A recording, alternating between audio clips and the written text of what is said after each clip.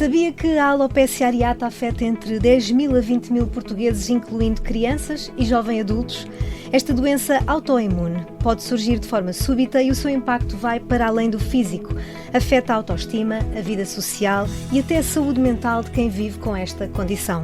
Apesar disso, continua a ser uma doença pouco conhecida e frequentemente confundida com outras formas de queda capilar.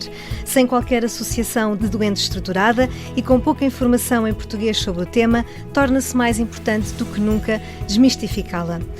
No episódio de hoje do Carecas de Saber, um programa do Observador com o apoio da ISDIN, contamos com os dermatologistas Dr. António Massa, presidente do Grupo Português de Tricologia e Onicologia, e a Dra. Marisa André, para perceber realmente o que é a alopecia areata, como se manifesta, que fatores podem estar envolvidos no seu aparecimento e que opções de tratamento existem atualmente. Bem-vindos. Muito obrigada por estarem aqui. Obrigado. Começo por perguntar o mais óbvio. O que é exatamente a alopecia areata? A alopecia areata é, como já disse, uma doença autoimune em que o nosso corpo, ou o corpo de quem tem a doença, por engano, ataca o próprio cabelo.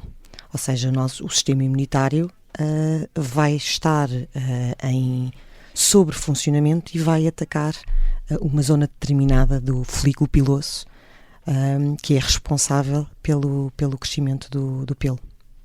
Dr. António, o que é que distingue a alopecia areata de outras formas de queda capilar? A alopecia areata tem uma forma de apresentação bastante típica. Normalmente aparece como uma pelada, sendo que a pelada não é exclusiva da alopecia areata. No entanto, quando temos peladas, o diagnóstico mais frequente é da alopecia areata. Como a Marisa disse bem, isto há uma perda de privilégio imune, ou seja, há um atacar do corpo contra uma estrutura do corpo. Não se sabe exatamente o que causa isto. Muitas vezes há associação, por exemplo, com eventos de stress maior, as pessoas muitas vezes relatam, isto está escrito em artigos, mas há também, pensa-se que eventualmente com infecções, por exemplo, pós-Covid, alguns tipos de eventos maiores que levam a isto. No entanto, há muitos doentes nos quais não conseguimos ter uma causa absoluta. A alopecia areata tem 3 formas principais: a alopecia em placas, em que vamos ter peladas isoladas; temos a alopecia total, em que há uma perda total do cabelo; e a alopecia universal, em que há uma perda de todo o pelo do corpo. É uma doença irreversível? Não, por norma com bom prognóstico, mas é importante tratar cedo, e a magnitude e a gravidade da doença podem ser variáveis. A maioria dos casos tem um bom prognóstico, mas devem ser acompanhados desde cedo, porque quando os casos são mais graves, a altura em que se começa o tratamento tem impacto no outcome. Doutora Marisa, é uma doença com muita expressão em Portugal? Afeta mais homens, mais mulheres? Podemos saber isso? É uma doença que afeta igualmente tanto homens como mulheres e que afeta qualquer faixa etária, o que é logo à partida um bom indício diagnóstico. E habitualmente é, como o António disse, é um início súbito ou abrupto, e que às vezes pode andar de mãos dadas com outras doenças do foro autoimune. Eu costumo brincar também com os meus doentes, costumo dizer: olhe, a alopecia areata é um bocadinho como as senhoras quando vão ao quarto de banho. Raramente vão sozinhas. E muitas das vezes estes doentes, para além das peladas no couro cabeludo ou perda de pelo noutras localizações, que também pode acontecer, nas sobrancelhas, nas pestanas, podem ter, por exemplo, associadamente uma diabetes mellitus, doenças da tiroide, enfim, outro tipo de patologias autoimunes que cursam com a doença e que muitas das vezes até podem não se ter manifestado ainda. Alterações hormonais, nutricionais, metabólicas, a genética tem um papel aqui? Sabe-se que a genética tem um papel, algum tipo de alterações. O principal é num aspecto que se denomina HLA, mas não é tudo. Mas sabemos que há uma maior preponderância da doença com a base genética. Além de que quem tem uma vez tem maior probabilidade de voltar a ter. Acima de tudo, o importante é diagnosticar, tratar e desmistificar. mas diagnosticar. Porquê? Porque às vezes a pelada, associamos pelada à alopecia areata, mas temos pelada com outras causas, pelada com infecção fúngica do cabelo, peladas que vêm, quem imaginaria, de infecções como a sífilis, de peladas relacionadas com o sistema nervoso, mas não causadas por este tipo de mecanismo, chamado, por exemplo, tricotilomania. Ou seja, os diagnósticos são diversos. O primeiro ponto é ter um bom diagnóstico. O diagnóstico é clínico, mas coadjuvado com meios complementares de diagnóstico. Há, com a utilização de um aparelho que se chama tricoscópio, ou seja, um dermatoscópio que vê o cabelo, há alguns pontos, sinais específicos que nos ajudam a ser muito precisos no tratamento. Este diagnóstico é essencial para o acompanhamento inicial, para tratar de uma forma precisa e para excluir outros diagnósticos que terão uma abordagem terapêutica diferente. Doutora Marisa, consegue perceber se a abrangência de idades, porque falamos aqui em crianças e jovens, porque esta abrangência tão grande? Precisamente porque se trata de uma doença autoimune, ou seja, não tem um efeito cumulativo de uma exposição a um fator desencadeante, por exemplo, ou agravante. Por isso, em qualquer altura da vida, existe um gatilho que vai levar a que o sistema imunológico acorde para a vida e fique em sobrefuncionamento e que leva ao tal ataque do folículo piloso e que, de facto, à semelhança do que o António disse há pouco, está muito relacionado com alguns eventos de vida que as pessoas conseguem associar ao aparecimento ou das peladas. Por exemplo, morte de um ente querido, por exemplo, nas crianças, uma separação dos pais, uma mudança de escola, uma mudança de país. Tudo isto pode, de facto, desencadear num indivíduo que já tem geneticamente uma pré-definição, uma predisposição para ter a doença, o ter, de facto, o início do quadro clínico. Mas o stress é o fator que mais potencia o seu aparecimento? É um dos gatilhos que a Marisa fala, mas nós não podemos ser completamente absolutos, mas é um dos mais conhecidos. E como a Marisa está a dizer, e muito bem, não é uma doença que surge pelo acumular de patologia com a idade. Nós temos 2 picos de aparecimento. É uma distribuição chamada bimodal, ou seja, nós temos 60% a 70% tem a doença até aos 30 anos e depois temos a partir normalmente da 4ª, 5ª década. Mas é uma doença que vemos muito em jovens. E isto é importante porque isto impacta-nos em todas as fases da vida, mas pensarmos, por exemplo, numa criança ou num adolescente, deve ser abordado de forma a tentar minimizar o impacto da mesma, de mostrarmos ao doente que está a ser tratado, que vai ser acompanhado, que vamos tentar fazer tudo o possível para minimizar o mesmo, numa altura em que muitas vezes um período crítico do desenvolvimento em que este tipo de patologia tem mais impacto na autoestima e na forma de olhar para si, para o eu, para o próprio corpo. E eu acrescentaria ainda que nesse contexto, muitas das vezes, para além do tratamento do doente, é um tratamento familiar e que não só em termos de diagnóstico, mas depois muito importante na abordagem terapêutica. Porque se tivermos, por exemplo, uns pais que dramatizam imensa a doença ou que estão dia após dia a ver se a pelada está maior, está mais pequena, vai ter um impacto negativo no tratamento daquele doente em questão. Isto é um passo essencial no tratamento, porque este criar de ansiedade e levar a manutenção da mesma não ajuda no tratamento e na patologia. Por isso o que a Marisa disse é algo essencial: educação do doente e da família ou dos conviventes ou do cuidador. A pelada é o principal sinal de alerta de que estamos perante uma alopecia areata e que devemos procurar o dermatologista? A pelada geralmente é o primeiro sinal, ou seja, aquilo que objetivamente a pessoa consegue ver. Ou às vezes não vê. Às vezes quem vê é o cabeleireiro ou o barbeiro que vai cortar o cabelo. Porque podem estar localizadas em sítios que não são de fácil visualização, por exemplo. Mas às vezes alguns doentes queixam-se que antes de ter a pelada até têm mais comichão naquela zona do couro cabeludo, ou têm até como se fosse uma dor, aquilo que nós chamamos de tricodínia, em tricologia, e conseguem perceber, e alguns até dizem, doutor, eu acho que a minha pele nesta zona até está com uma cor um bocadinho diferente. Portanto, as pessoas que conseguem, sobretudo em episódios de recorrência, porque esta doença cursa com fases de exacerbação e fases de melhoria, muitas das vezes os doentes até conseguem antecipar que vão ter uma pelada. Não deixa de ser curioso. A questão da empatia que falávamos há pouco, quer por parte da família, quer por parte do núcleo social à volta do paciente, quer por parte do médico, é muito importante?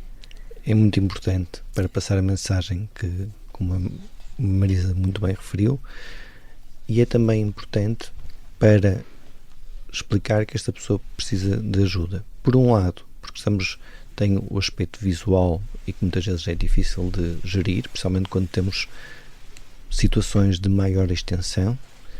Por outro, porque por vezes podem haver algumas patologias associadas que podem necessitar de um outro tipo de apoio. Então, quando tal situação é detectada, muitas vezes é preciso, além de trabalhar esta situação, de trabalhar as patologias que podem estar associadas e que muitas vezes, quando estamos a falar de crianças ou de jovens, tem um impacto maior, porque é mais difícil nestas idades muitas vezes conseguir lidar com este tipo de situações, e parte do médico, do entorno familiar, do entorno escolar e às vezes do entorno alargado, facilitar que a patologia seja aceita e seja tratada. O tratamento não é apenas farmacológico, é muitas vezes um tratamento global, e é importante uma abordagem global. Qual é que é o tratamento especificamente, doutora Marisa? Varia um bocadinho em função, lá está, da idade do doente, da gravidade e da distribuição da doença. Por exemplo, se eu tiver um adulto com uma pelada, ou se tiver um adulto com uma alopécia universal, ou seja, um adulto que não tem pelo em sítio nenhum do corpo, a minha abordagem vai ser completamente diferente. Por outro lado, se eu tiver uma criança com uma alopécia apenas com uma pelada, se calhar a minha abordagem também vai ser diferente se for uma criança que tenha uma alopécia total, ou seja, que não tenha um único cabelo.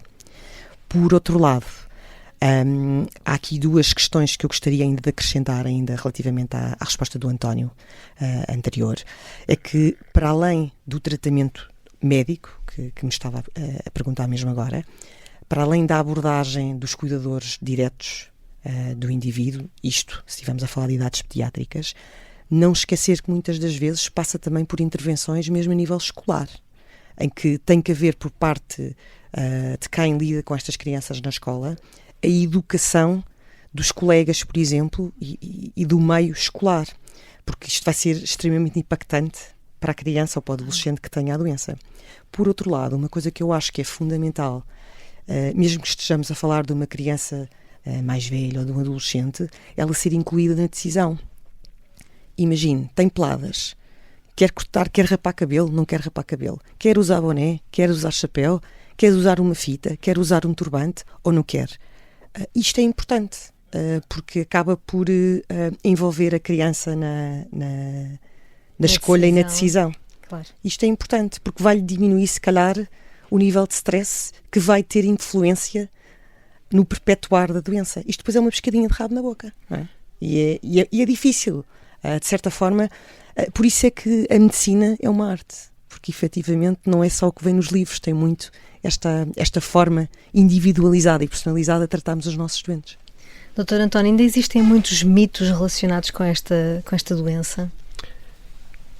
Espero e penso que cada vez menos, mas também é importante esclarecer que a doença pode ter um espectro de gravidade diferente e às vezes não devemos cair nem na negação e não procurar ajuda, mas também não devemos cair no outro extremo, porque às vezes uma pessoa faz uma pesquisa de alopecia areata e vem-nos logo os casos mais graves, e isto causa, voltamos mais uma vez, ansiedade, stress, perpetuar da doença. Por isso, informar acima de tudo. E eu normalmente quando vejo o doente explico, pronto, está aqui, vamos ajudar, vamos orientar, vamos fazer direitinho, vamos reavaliar, eu reavalio, eu volto a ver, para evitar este tipo de comportamentos, estar em casa, sempre a olhar, não esteja a medir a pelada, não esteja a fazer esse contexto, é para o médico dermatologista fazer, porque senão vai criar aqui uma ansiedade que não é boa. E envolver, como disse bem a Marisa, o doente em alguma tomada de decisões e no incorporar da doença e com ela saber lidar é muito importante para o processo terapêutico, à parte das intervenções farmacológicas que são por vezes necessárias. Doutora Marisa, entre um diagnóstico, tratamento e a resolução do problema, quanto tempo estamos a falar? Altamente variável. Eu não chamaria resolução. Resolução, mas... na melhoria, não é? Ou na regressão clínica. Depende muito. Depende muito, por exemplo, se estivermos a falar de uma alopecia areata com uma pelada única, o prognóstico é bom, é muito bom. E habitualmente nós dizemos, olha, a probabilidade de ter outro episódio é grande, mas é variável. Pode ter para a semana, pode ter no próximo mês, pode ter daqui a 5 anos, a 10 anos, a 20 anos. Nós não conseguimos prever isso. Se eu tiver, por exemplo, uma criança de 2 anos que aparece na consulta com uma pelada em coroa, por exemplo, aquilo que nós chamamos um padrão ofiasiásico, efetivamente é um fator de mau prognóstico, porque nós sabemos que a probabilidade daquela criança ter uma progressão para uma alopécia total é grande. Por isso varia muito. E a resposta ao tratamento também é muito variável, porque depois entra não só esta abordagem do tratamento farmacológico o mais dirigido possível, mas que tem que ser equacionado em função da idade do doente. Há muita medicação que nós não conseguimos ou não devemos prescrever a uma criança e que podemos prescrever a um adulto, não é? Isso vai também determinar a resposta terapêutica e a duração do tratamento. Portanto, a pergunta que me está a fazer é a pergunta que os doentes todos fazem e que é a million dollar question, não é? Claro. E que é sempre muito difícil e imprevisível. Agora, de facto, existem formas da alopecia areata que têm um prognóstico mais desfavorável do que outras. Além do tratamento medicamentoso e da gestão da ansiedade, portanto, do stress, que outros cuidados é que devemos ter para minimizar, para ajudar a que a solução seja mais rápida? Camuflagem, como falamos, ou seja, ou não, mas a camuflagem muitas vezes pode ajudar. E às vezes, se eu tiver peladas localizadas que com o tipo de penteado possa tratar, podemos ajudar. Ou se não, ajudar a assumir e empoderar o doente neste caminho. Às vezes precisamos mesmo de encaminhar o doente para outro tipo de acompanhamento psicológico, por exemplo, porque às vezes não é só a doença, é estes eventos de vida que causaram a doença não estão completamente resolvidos. Então, muitas vezes aqui uma intervenção desse domínio ajuda. Depois, quanto ao prognóstico, como estava a dizer Marisa, a localização muitas vezes é uma coisa importante, ou seja, se tenho uma pelada na nuca, sei que por norma vai ser de mais difícil resolução ou de mais lenta resolução. Muitas vezes é a velocidade do que uma pelada na zona da frente da cabeça. E depois temos também alguns aspectos que, quando observamos já a tricoscopia, ou seja, com uma lente de grande aumento, com um tipo de luz específica, conseguimos ter uma ajuda no prognóstico daquele doente. Isso é importante. Isso é algo que clinicamente só não se consegue, mas que com este tipo de meio se consegue ter uma noção do prognóstico. E além disso, quando utilizamos a tricoscopia, uma pelada que é aparentemente igual nos doentes, quando nós vemos com a tricoscopia, vemos que não. Se calhar naquele doente está numa fase aguda, numa fase inicial, e sabemos que está a aumentar. Num doente já está numa fase subaguda, está no caminho, de facto, do repovoamento, como nós costumamos dizer, e temos outro doente que está numa fase crónica. Portanto, isto também nos ajuda muito. Por outro lado, e a título de curiosidade, só para nós conseguirmos ter a percepção do quão variável isto é para cada pessoa distinta, eu tive, há muitos anos atrás, 2 doentes gêmeas, monozigóticas, portanto, gêmeas idênticas, que tinham alopecia areata com uma série de fatores prognósticos menos favoráveis. Iam evoluir as duas ao caminho de uma alopecia total. Uma assumidamente disse: doutora, eu não quero fazer mais tratamentos, porque tinham desde muito novas, eu vivo bem assim, não tenho problema nenhum com isso. A irmã disse: não, doutora, eu quero fazer tudo o que eu puder, porque não quero que me voltem a chamar boneca de cera, porque ela não tinha cabelo, nem sobrancelha, nem pestana. Por isso, é muito relativo e é difícil, não é? Sim. Nós decidimos pelo doente. Claro. Como é que vocês fazem em consulta essa gestão emocional com o paciente? Porque acredito que na vossa prática clínica se confrontem com momentos avassaladores, não é? A nível emocional. Eu acho que em primeiro lugar é ouvir, que eles dizem.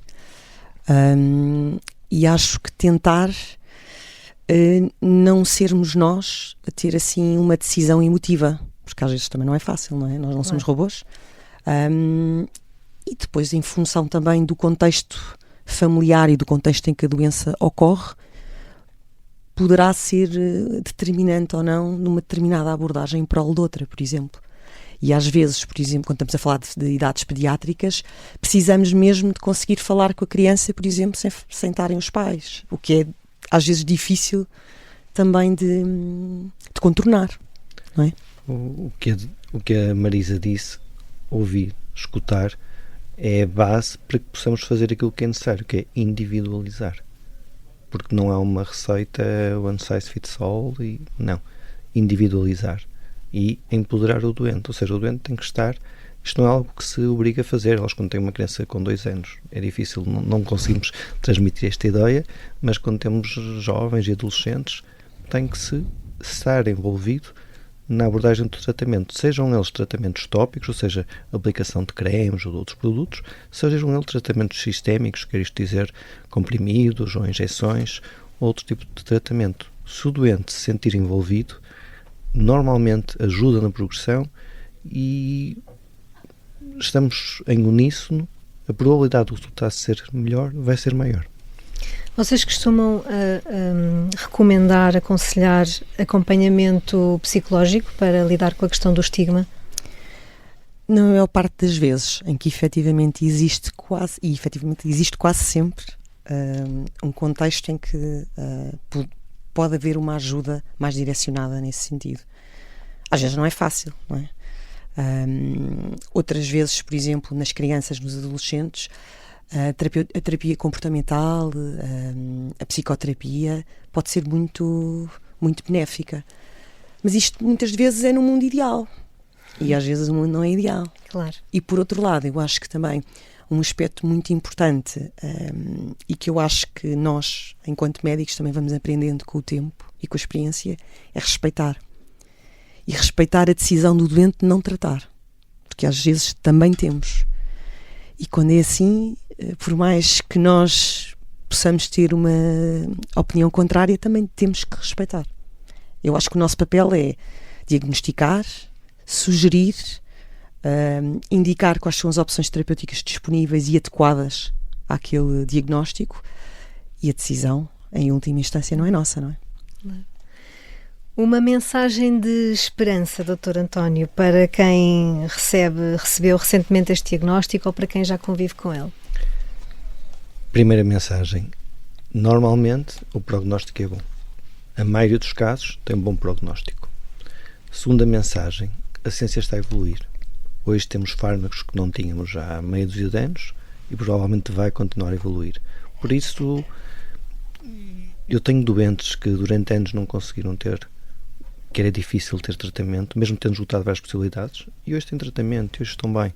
Por isso, o desenvolvimento de investigação continua. Hoje temos um leque alargado de tratamento. Tratar cedo é importante e, acima de tudo, não desistir, assumir o empenho no tratamento nesta doença, não estigmatizar, e acho que o futuro, pelo que os últimos anos de evolução nos têm demonstrado, é risonho.